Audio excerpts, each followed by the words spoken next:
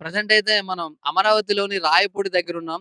మరి ప్రస్తుతం అయితే చూడొచ్చు మనకు వెనక కనిపిస్తున్న క్వార్టర్స్ అయితే మరి ఎంపీ, ఎమ్మెల్యేల క్వార్టర్‌కైతే మరి ఆనాడు చంద్రబాబు ప్రభుత్వం ఉన్నప్పుడు 2014లో మరి ఆయన ప్రభుత్వ పాలనలో ఉన్నప్పుడు ఇవైతే నిర్మించడం జరిగింది. అమరావతి రాజధానిగా ప్రకటించిన తర్వాత ఆ పనులైతే ప్రారంభించిన తర్వాత మనకైతే ప్రతి ఒక్క ఎంప్లాయీస్ గాని, ప్రభుత్వ అధికారులకు గాని, ఎంపీలకు, ఎమ్మెల్యేలకు కూడా మనకిక్కడైతే క్వార్టర్స్ అనేవి నిర్మించడం జరిగింది. పనులైతే చూసుకుంటే దాదాపు 90% అయితే పనులు జరిగినాయి. మరి, మరి ఇక్కడ పరిస్థితి ఏంటనేది మరి ఈ అమరావతి చుట్టుపక్కల ప్రాంతంలో ఉండేటువంటి రైతైతే ఒకరున్నారు. మరి సార్‌ని అడిగి మనం పూర్తి వివరాలైతే తెలుసుకుందాం. సార్ నమస్కారం సార్. జై అమరావతి. సార్ మీ పేరు సార్? బాలచంద్రరావు.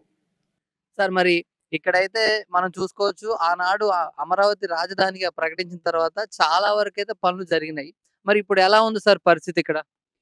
గత ప్రభుత్వంలో ప్రభుత్వం వచ్చినాక రాజధాని ఇక్కడికి తరలించడానికి చంద్రబాబు గారు ఎన్నో వ్యయ ప్రయాసాలు కూర్చి ఇక్కడ రైతులను ఒప్పించి 33,000 ఎకరాలు సేకరించారు.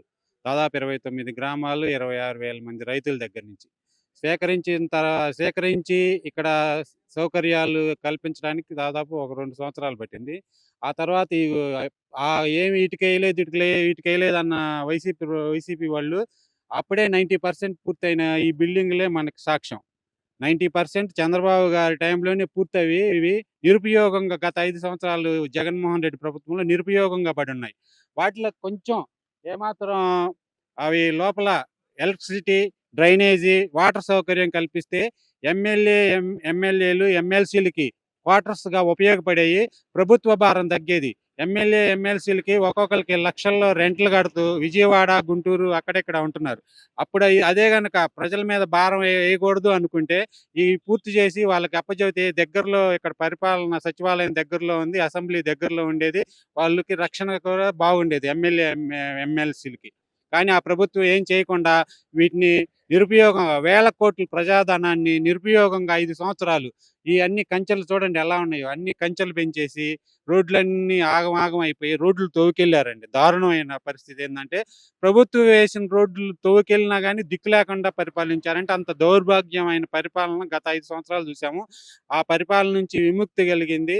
నారా చంద్రబాబు గారు మళ్ళీ ఈ అమరావతిని దేదీప్యమానంగా వెలుగొందుతుందని మేము ఆశిస్తున్నాము. గత 4 తారీఖు రిజల్ట్స్ వచ్చిన తర్వాత రోజు నుంచే సిఆర్‌డిఏ యాక్టివ్‌గా ఈ రోడ్డుల పక్కన కంచె తొలగించడం అన్ని పనులు ప్రారంభించారు. మేము ఇవి శుభసూచకంగా భావిస్తున్నాం. సార్ మరి అమరావతి చుట్టుపక్కల రైతులుగా మరి మీరైతే ఈ ప్రభుత్వం వచ్చిన తర్వాత మీరేం కోరుకుంటున్నారు? ఎలాంటి పనులు చేస్తే మీకు న్యాయం జరుగుద్దనుకుంటున్నారు? చంద్రబాబు గారికి మనం ఆల్రెడీ ఆయన ఏం చేయాలనేది అన్ని ముందే ప్లాన్ చేసుకుంటారు. ఆయన ముందు చూపు గల వ్యక్తి, విజనరీ లీడరు. కాబట్టి మనం ఆయనకి సలహాలిచ్చే పరిస్థితి గాదు. ఆయన ఏం చేయాలనేది ఆయన మైండ్‌లో ఆల్రెడీ ఫిక్స్ అయ్యి ఉంటారు. ఎమ్మటనే 6 నెలల్లో ఈ అమరావతి 29 గ్రామాల్లో మార్పు రాకపోతే అప్పుడు మీరు మళ్ళీ అడగండి. ఏం చేయాలనేది ఆయన 6 నెలల్లో చేసి చూపిస్తారు. 6 నెలల్లో ఈ కంచా, గించా అంతా శుభ్రం చేసి రోడ్లు ఎక్కడెక్కడ ఏమి ఆగమయ్యి తవ్వుకెళ్ళిన రోడ్లన్నీ పూర్తి చేస్తారు.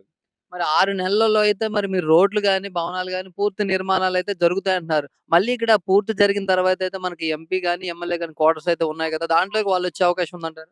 కంపల్సరీగా అండి.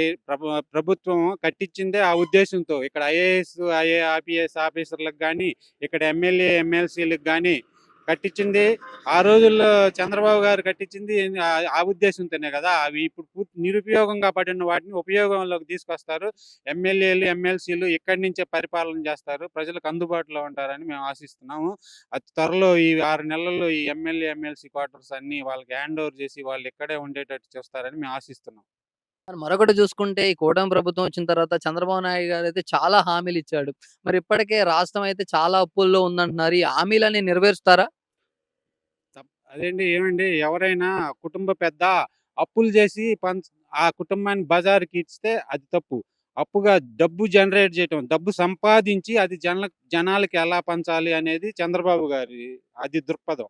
ఏంటంటే డబ్బుని ఎలా జనరేట్ చేయాలి, సంపద ఎలా సృష్టించాలి అనేది ఆయన ఆలోచన తీరు వేరు. జగన్మోహన్ రెడ్డి ఆలోచన తీరు వేరు. జగన్మోహన్ రెడ్డి చేసినట్టు అప్పులు చేసి జనానికి పంచడం ఎవరైనా చేయొచ్చు. కానీ ప్రజల మీద భారం వేయకుండా చూడండి లోటు బడ్జెట్‌లో ఉన్న 2014-19 వరకు ఒకసారి ఆర్టీసీ ఛార్జీలు పెంచలేదు. ఒకసారి విద్యుత్ ఛార్జీలు పెంచలేదు. వేరే పన్నుల భారం ఏమి వేయలేదు ప్రజల మీద. కానీ గత 5 సంవత్సరాల్లో 9 సార్లు విద్యుత్ ఛార్జీలు పెంచారు. 4 సార్లు బస్ ఛార్జీలు పెంచారు.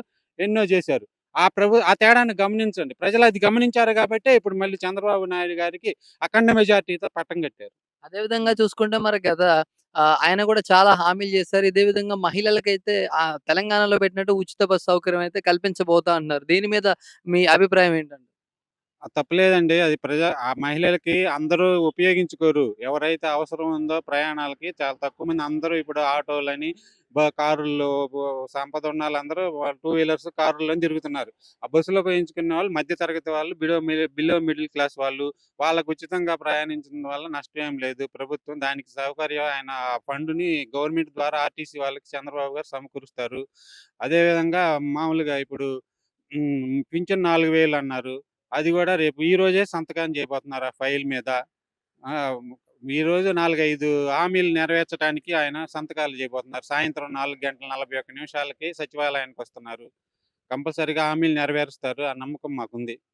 మరి అదే విధంగా చూసుకుంటే, మరి గతంలో 2014 బాబు గారు గెలిచిన తర్వాతైతే చాలా రకాల ఐటీ ఇండస్ట్రీలు గాని, యూనివర్సిటీలు గాని అమరావతికైతే వచ్చినాయి. మరి కొన్ని రకాల ఐటీ ఇండస్ట్రీస్ అయితే పెట్టుబడులు పెట్టడానికి వెనకడుగు గూడా వేశాయి. అంటే ప్రభుత్వం మారిన తర్వాత వెనక్కి తిరిగి వెళ్ళిపోయిన పరిస్థితి కనిపిస్తా ఉంది. మళ్ళీ అవన్నీ ఇక్కడికి వచ్చే అవకాశం ఉందంటారా?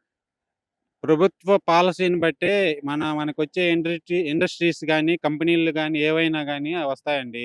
ప్రభుత్వం మంచిదయ్యి వాళ్ళకి కావాల్సిన సౌకర్యాలు కల్పిస్తే, ఆ నమ్మకం వాళ్ళకి కలిగిస్తే అవి వస్తాయి. చంద్రబాబు గారు అది చేశారు కాబట్టి హైదరాబాద్ ఇప్పుడు అంత ఆ స్థాయిలో ఉంది.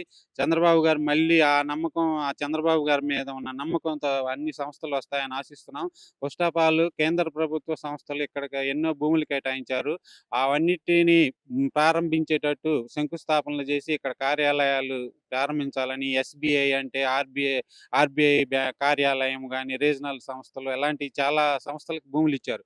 అవన్నీ ఇక్కడ కార్యకలాపాలు ప్రారంభించేటట్టు చర్యలు తీసుకోవాలని మేము కోరుకుంటున్నాం. సార్ ఇంకో విషయం సార్. మీరు గత కొన్నేళ్లుగా 40, 50 ఏళ్లుగా అయితే రాజకీయాలనైతే చూస్తున్నారు. మరి ఈనాడు 2014 అనేది గూడా చరిత్రలో మర్చిపోనైతే విజయం జరిగింది. సో, మరి ఈ విధంగా నిన్న చూసుకుంటే ఆయన ప్రమాణ స్వీకారం జరిగింది. చంద్రబాబు నాయుడు గారు నాలుగోసారి. మరి మంత్రులనైతే ఎవరి బాధ్యతలేంటనేది కేటాయించలేదు. మరి ఎవరికి ఏ మంత్రి పదవి ఇస్తే మరి బావుంటది? రాష్ట్రం సుభిక్షంగా రైట్ వేలో ముందుకెళ్తుందని అనుకుంటున్నారు. మీ అభిప్రాయం?